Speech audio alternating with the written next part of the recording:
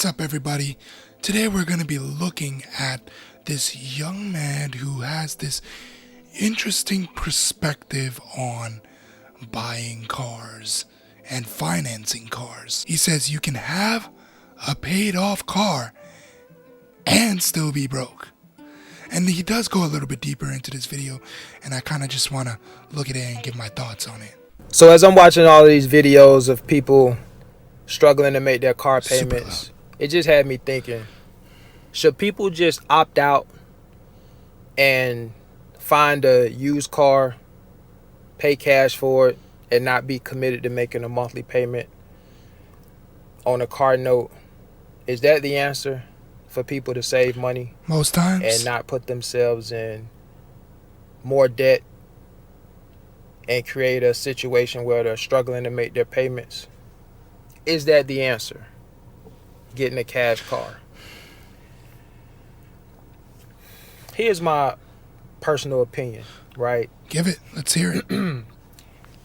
If you didn't know, the average car payment in this country, new car payment, I should say, is around $740 a month. The That's average wild. used car payment is around $520 a month. Still I wild. think it's important to make that distinction because oftentimes when I hear people talk about the average car payment, they seem to always talk about the new car payment amount. Mhm. That's not applicable to all cars. So I just want you guys to understand that. With that being said, I still think it's, a little on the high side. My thoughts on it is, if you can afford it comfortably,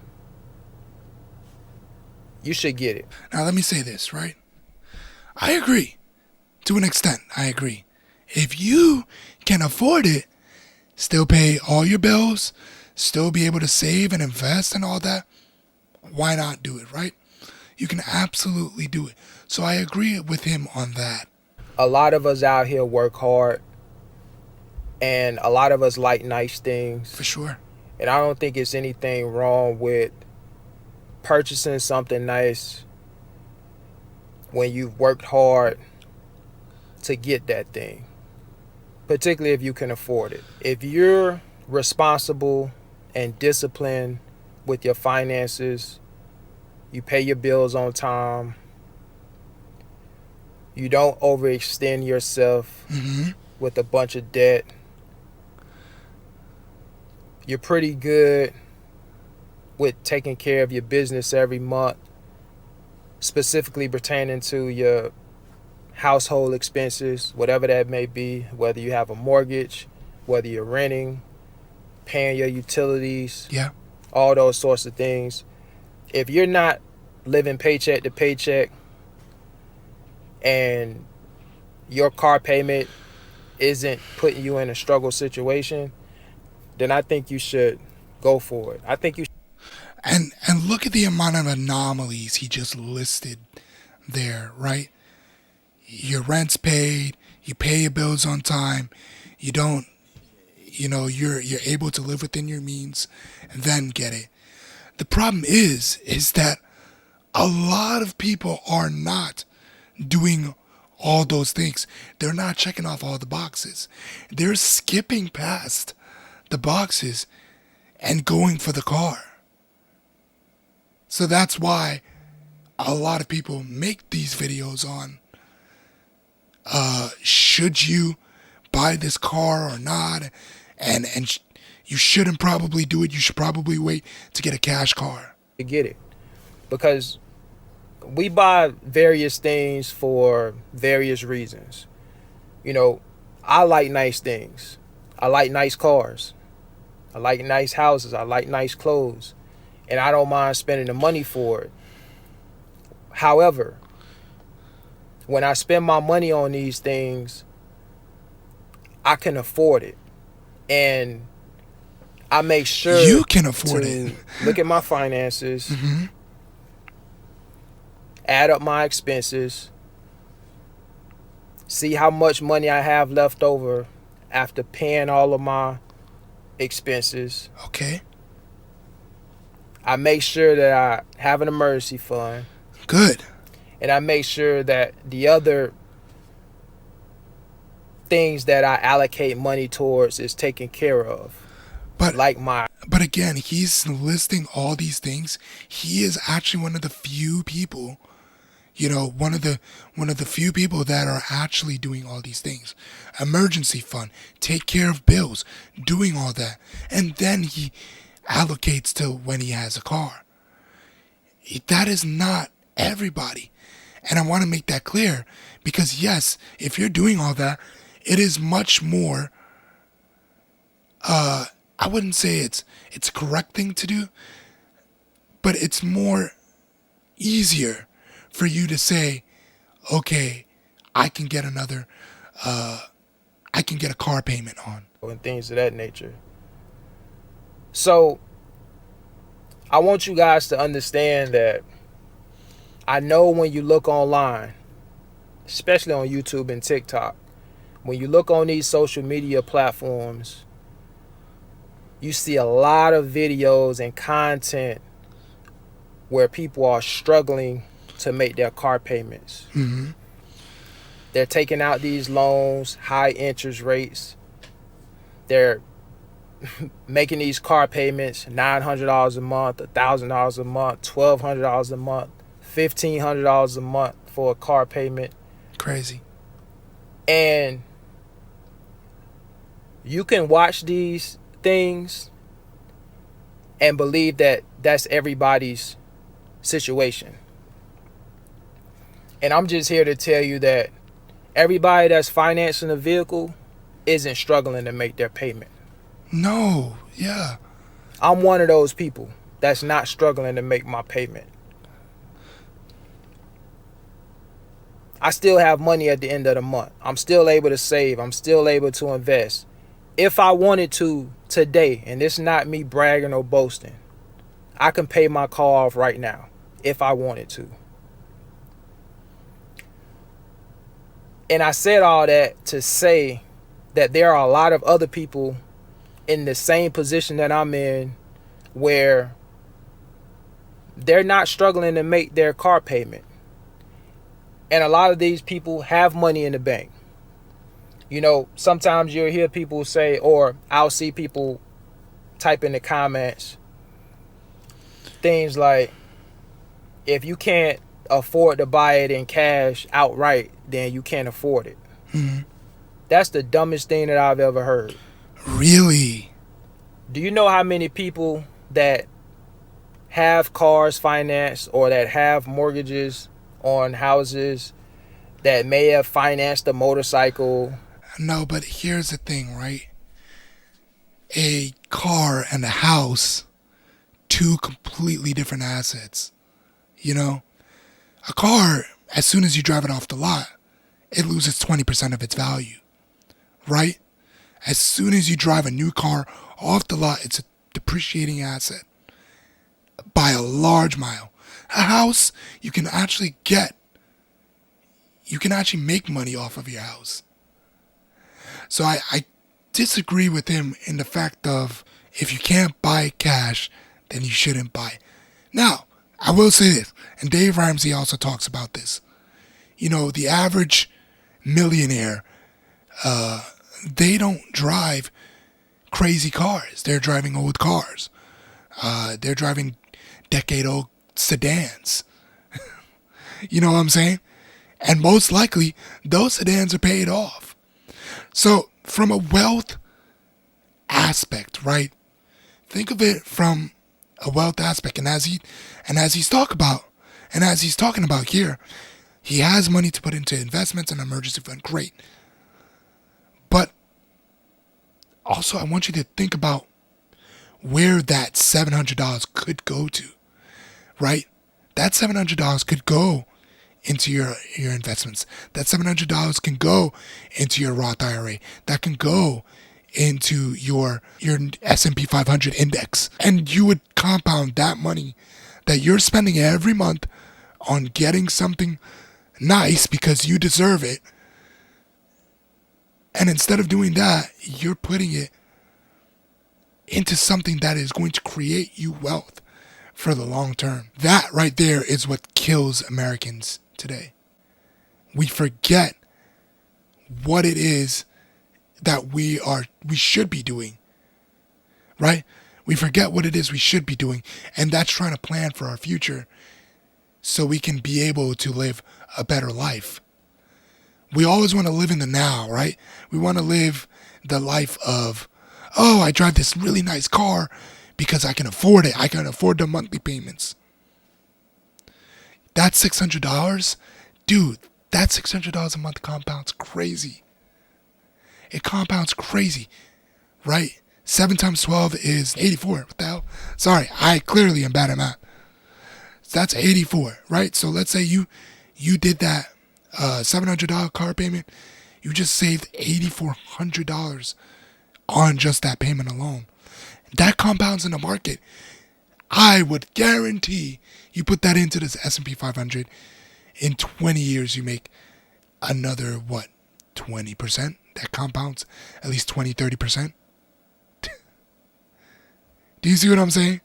Like that, it's just such a easy way to look at things when you just put it down to that minutia. That may have financed a boat or whatever else, and they could Finance a boat. pay for it in cash, some of these things, but they choose not to. They choose to finance it, and maybe they pay it off early. Maybe they're making more payments on it than the minimum payments, right?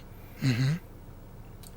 But just because somebody is financing a vehicle, it doesn't mean that they don't have money or that they can't afford it. There are a lot of people out here that have cars financed that can afford it and that have money in the bank. So I think there's this misconception out there, and I kind of blame social media for creating this narrative, or at least this perception, like just because you financing a car, you can't afford it. That's not everybody's story. Yeah. That's not everybody's situation. So I just want you guys to understand that. This is no knock on people who have cars that are paid off, cash cars. Well, a lot of time it's older cars, Hondas, Toyotas, maybe even a Lexus, things of that nature. A lot of times you'll see people in the comments say, oh, I got a 1990 Honda, or I got a 97 Toyota, or whatever the case may be, and I got 200,000 miles on it, and it's still good, and all those sorts still of things. Still going. And I'm not knocking those individuals who have those cars and choose to drive those cars. I think that's great. You don't have a monthly payment. You get to keep a lot of your money. Mm-hmm. It's not going towards making a car payment. That's fine. But you have to understand that everybody's different. And you have to understand that people like what they like. And not everybody wants to drive an old car. People like keeping up with the Joneses. People like consumerism. That's it. It's not they like what they like. It's not that. It's people want to keep up with the Joneses. People want to be able to show off that they got the new car. Look at it. Look at me. I got my new Ford F-150, brother. Look at me. Isn't my car nice? Doesn't everybody like me? Oh, I want everybody to look at me while I drive down the street in my new Camaro. Brother, we're thinking about these things the wrong way. It ain't about we like what we like. No. I guarantee you, if we poll at least 100 Americans, we ask them, why are you financing your car? It's probably 3 things, right? It's a few things. 1, it's because they wanted a new car and they don't want to ever have to do the old car thing. They're scared of having an old car. A 5-year, decade-year-old car. 2, the other person is probably going to say they think they can afford the payments and they like how the car looks. And 3, the other person is going to tell you, I just like how I look in it. I want everybody to see how I look in it. Because you work hard. But the sad reality is No one cares. No one actually cares. That's the sad reality. No one cares. They might care for a split second. Look at your car. If you got a really cool car, really fancy sports car, they will care for a minute tops at that traffic light. And then they'll go about their day. That's it. No one else cares.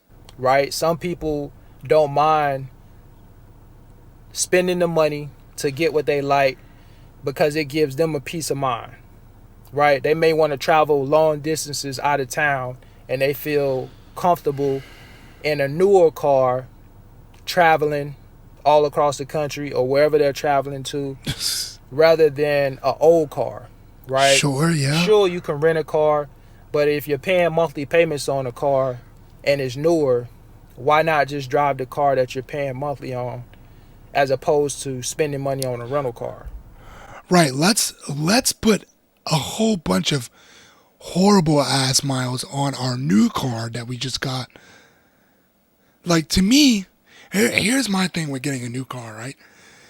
And especially with that type of comment there. Your new car, your brand new car, you just bought this, just got this off the lot, and you want to go cross country with this car? You want to do long drives with it? Why? You will try so, and I'm pretty sure the average person is not going to want to do that. Why? Because it's their new car. You know how you make sure everything's clean in that new car. You're going to go to the car wash every week. You're going to make sure every little minute thing that happens to that car, you're going to make sure that it doesn't happen because it's your new car.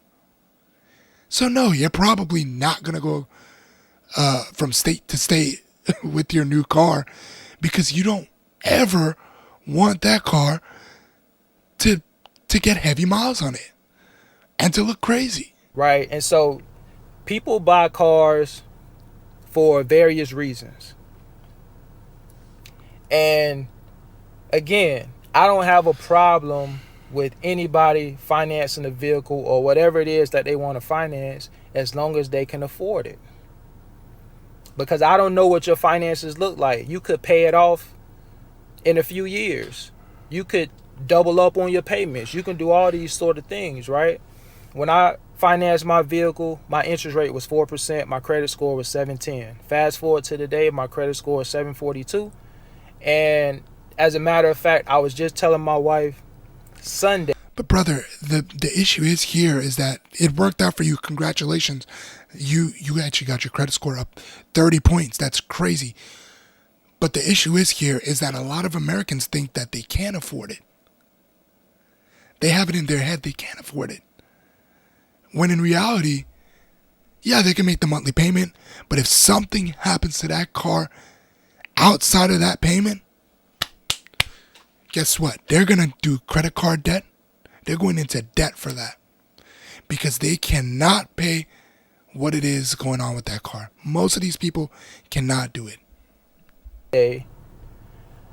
That I'm probably going to pay my car off next year. That's going to be much earlier than the term of my loan. So that's Nice. my mindset behind it. I don't think having a paid off car automatically translates to you saving more money.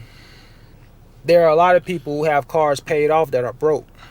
So, But it actually does translate to you saving money because you don't have to pay any interest. It literally does. You literally save money. That's the whole thing with financing. Every dealership wants you to finance because they want you to pay for the interest on it.